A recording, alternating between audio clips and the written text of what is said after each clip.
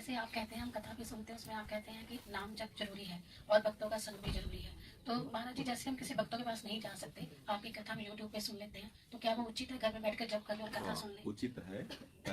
प्रगट में हमें संग की आवश्यकता है। सत्संग जैसे हम YouTube से सुनते हैं ना, तो उसमें केवल हम अपनी बुद्धि के द्वारा ग्रहण कर सकते हैं, लेकिन यहाँ आप बैठे हैं, आपकी बुद्धि की सामर्थ्य से परे वस्तु मिलेगी। जैसे आप देख रहे हैं, अब इसके प्रभाव को YouTube में थोड़ी आप देख सकते हैं, हम आपको देख रहे हैं, अब हमारी दृष्टि आप पे पड़ रही है, हम आपको लक्ष्य करके, जैसे हम कहें आप समझे ना, तो उसमें हमारी सामर्थ्य आपको समझाने के लिए तत्पर है कि आप समझने की चेष्टा, मतलब हम पूरे तन मन प्राण से आपको समझाने की चेष्टा, ये YouTube पे नहीं होगा। तो प्रगट में जो यहाँ का प्रभाव है, जैसे जहाँ आप बैठे हैं, हजारों लाखों संत यहाँ बैठ चुके हैं, तो उनके परमाणु है, यहाँ हजारों बार भगवत चर्चा हुई, यहाँ के परमाणु है, ये धाम है, यहाँ रज है, इसका एक अलग प्रभाव होता है। सामने सन्मुखता का एक अलग प्रभाव होता है। कभी कभी अवसर लगाकर सन्मुखता भी प्राप्त करनी चाहिए, और अगर नित्य संग नहीं हो रहा तो हम उनकी वाणी के द्वारा भावना करें कि वो हमारे सामने बैठे, हम सुन रहे हैं। लेकिन ये भी जरूरी है, ये अति जरूरी है। इसके बिना उसका जो सही प्रभाव है वो पूरा नहीं पड़ेगा, क्योंकि उसमें आप जितना चाहो उतना स्वीकार कर सकते हो, लेकिन यहाँ तुम्हारी चाहत काम नहीं करेगी, यहाँ उनकी चाहत काम करेगी, क्योंकि सामने बैठे हैं, प्रभावित कर रहे हैं। उनका भाव है कि तुम हमारी बात को समझो,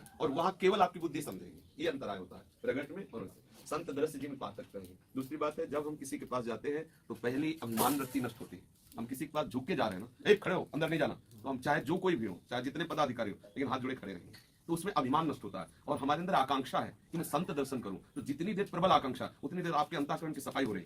लेकिन YouTube में तो ऐसा नहीं होगा ना। तो ये कुछ ऐसी महामहिमामयी बातें हैं जो प्रगट चल के जाकर के उनके समीप बैठकर उनके चरणों के आश्रित होकर बैठने जो अपार सुख मिलता है, वो YouTube से मिलने वाला है। YouTube बुलावा है और ये विश्राम है। नहीं तो जहाँ हम रह रहे हैं वहाँ अगर ऐसी कथा ना हो तो फिर क्या करें हम? जैसे मंदिर जाए, प्रधानता कथा की नहीं है, प्रधानता हमें ऐसे रसिक संतों के मिलन की, जो प्रियालाल के प्रेम रस में पगे हो। संतों के भी बहुत स्वरूप है, नाना स्वभाव वाले, नाना भाव वाले संत है। इष्ट मिले और मन मिले, मिले भजन रसरीत। हमारा उनसे इष्ट मिले, हमारा उनसे भजन मिले, और हमारी उनसे मनोवृत्ति मिले। मान लो ऐसे भी संत हैं कि जो आपको ऐसे उपदेश कर सकते हैं जो प्रियालाल से बिल्कुल अलग हो। लोक व्यवहार, अरे क्या संसार में ऐसे ऐसे व्यवहार के कैसे कैसे बताएं। अब एक संत भगवान के दर्शन किए हम, उनकी बड़ी महिमा गाई जाती थी, तो वो आए आश्रम में, जब हम संन्यास मार्ग में थे, तो बड़ी बड़ी गाड़ियां उनके पीछे, सैकड़ों लोग दौड़ते थे जब वो चलते थे। तो वो जब आए मिलने के लिए, तो बैठे ऐसे, तो एक हम लोगों के पास दृष्टि होती है, जैसे हम ऐसे साधारण दृष्टि, जब एक अपनी दृष्टि से देखेंगे तो तत्काल पता चल जाएगा कि आपकी धरा कहाँ है। तो बस वो थोड़ी देर बैठे और अपने ही जनों से पूछने लगे कि कौन से इत्र की सुगंध चाहिए आपको। बोले महाराज जी केवड़ा। तो महाराज जी ऐसे जल में हाथ करते वैसे करते, तो पूरा वातावरण केवड़ा में हो जाता। तो हमें हंसी आई कि ये चीज तो प्राकृतिक बात है। चले जाओ कन्नौज की नालियों में केवड़ा महक रहा है, जो नालियां है ना, हम भ्रमण किए हैं, नालियों में केवड़ा बह रहा है। अगर हमारी तपस्या से चुटकी से केवड़ा की सुगंध है, हमारी चुटकी से श्री जी की सुगंध का अनुभव होना चाहिए। केवड़ा होगा, ये आदत प्राकृतिक थोड़ी। साधु के दर्शन से, साधु के संग से प्रियालाल की प्रियता और संसार नस्वर लगने लगे। जब आपकी घ्राणेंद्रिय ललक पड़े कि हमारे श्यामा श्याम के श्रीअंगों की सौरभ कैसी है, तब चमत्कार माना जाए। एक विषयी, घोर विषयी जीव के चित्त को बलात् रौंद कर उसे प्रियालाल के अनुराग रंग में रंग देना, ये महात्माओं का चमत्कार होता है। इसे चमत्कार कहते हैं। नारियल निकाल देना, सेव निकाल देना, ये तो बहुत छोटी मोटी सिद्धियां हैं, इससे कोई लाभ थोड़ी। यहाँ ये सिद्धि है कि इस समय प्रियालाल के मन में क्या चल रहा है। वृंदावन के रसिकों की सिद्धि क्या है कि श्यामा श्याम निकुंज में क्या कर रहे हैं, श्यामा श्याम को इस समय कौन से सुख के विलसन में आनंद हो रहा है, वो बैठे हुए। ये सिद्धि, ये प्यारोडुम क्षमते नयच्छ सुखादि नाम तो ध्यानगम, ये वृंदावन की रजोप से।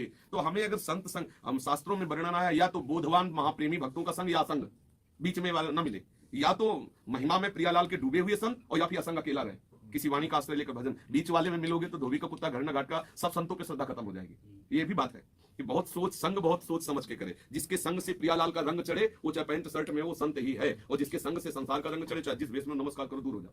उस हमें भेष से मतलब नहीं, हमें उसके प्रभाव से मतलब। जैसे लोहे के चुंबक में इतनी ताकत है कि लोहे को चलायमान कर देगा, ऐसे संत में स्वयं इतनी ताकत है कि आपके जड़ चित्त को चलायमान कर देगा प्रियालाल की तरफ। हाय मेरा जीवन व्यर्थ जा रहा है, मैं कैसे नाम जपूं, मैं भी कैसे प्रियालाल को प्राप्त करूं, हाय हाय मैं क्या क्या कर रहा हूं, सारे दोष प्रकट होने। जान लेना यहाँ पक्का भगवत अनुराग है, यहाँ भगवत तत्व का स्फुरण हो चुका है। जिसके समीप जाते ही अपने दोष दिखाई देने लगे और मन में हाय हाय मच जाए कि मैं कब भगवत प्रेमी बनूं, मैं कब प्रियालाल का भजन करूं, मेरा जीवन व्यर्थ चला गया। बस समझ लेना, पूछने की जरूरत नहीं, पहचानने की जरूरत नहीं, ये सीधी पहचान है संत की। जिसके समीप जाके बैठने से ये मन में बात आ जाए कि यार अब हम ये बुरी चीजें नहीं करेंगे, अब हम भी भजन करेंगे, हमें श्री जी से अब मिलना है। ना ना अब सब हो गया, अब श्री जी से बस समझ लेना कि ये उनका प्रभाव है। संतों का ये प्रभाव होता है, बलात् चित्त को प्रियालाल में लगा देना।